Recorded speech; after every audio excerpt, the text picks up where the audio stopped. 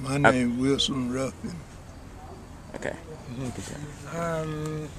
want me to go ahead now? Yes, ma'am. Okay, I was listening to the news, James Spann, on their TV, and I was in the bedroom just sitting there listening, and I heard him when he said the tornado was on his way.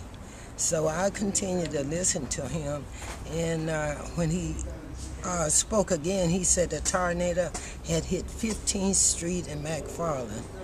And I stood there and I seen it coming towards the house.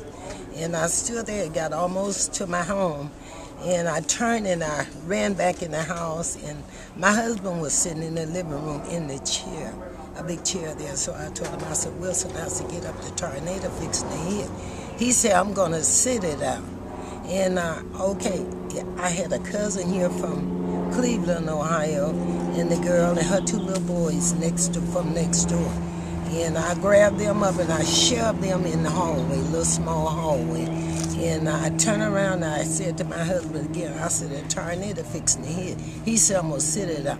I turned around some kind of way.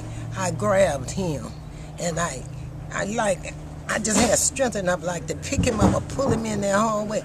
And I shoved him down, and when I shoved him down, I laid on top of all of them, you know.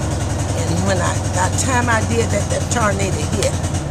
And the only thing we could hear just glass breaking, I mean, roof falling, and I mean, it would sound like about 13 or 14 trains. I can't really explain the sound, you know, the way it was. Okay, and after the storm was over, everybody was still walking around screaming and crying. I guess I was hysterical. I didn't say a word, and then when I caught myself, I went outside and I spreaded my arms like that. I said, God, I said, you done took everything we had. I said, but you didn't take our lives. I said, I thank you for my life, and I just started screaming. And that storm really still in my head, and I had to go to the doctor really for it, you know, because it was really too much, you know. And look, I see you coming. And so after I sat down in the chair, I was going to stay in the chair and sleep, nod while it's going over. By the time I sat down and they went to call me, glass went falling out everywhere, blowing out the windows, and I thought it was coming out the screen door and all.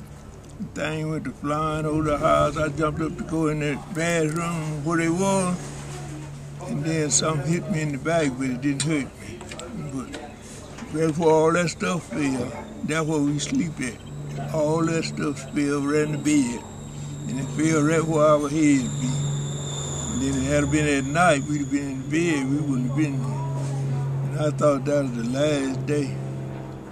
With that thing sound like a bunch of folk moaning and going on. Yeah, I was told that it sounded like a train. Yeah. Yeah, it sounded like maybe 10 or 15 or 20 trains, you know, everything put together. Just, you can't really, you know what, you can't even explain that tornado sound. You can just say something on what you think, you know.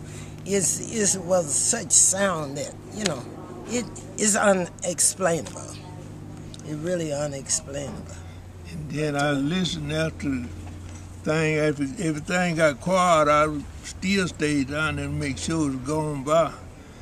And it wasn't less time than 15 minutes. And then I come up, when they come out and say everything was gone, I come out there and look, I didn't want to believe it. Just like a dream. Cause it wasn't now 15 minutes, I'm telling you, did all that work. Tore everything down.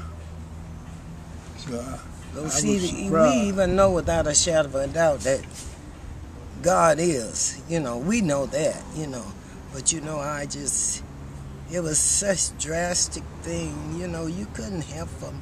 I just looking around and asking God, say, God, why? What have we done? You know, it's just too much. And another thing, you see that satellite up here too. There's one up there above him. And that thing get them ladders off. That tornado get their ladders off. And you know they long. and got that off that and up there. You know, where them folks used to go to that satellite, but you can see when you be at the front, you can look to the back, you see way up in there. And I see the man up there working one day. And so them tornadoes get them long ladders and made out of iron. And we had 2 cars inside that house there. And one of the end of one of them ladders went through the top of that house. That what tore it up. And then the other end went and wrapped around both of them cars and tore them up. And that would hold that ladder there, keep it from coming on down in the house. Thank y'all so much. Okay.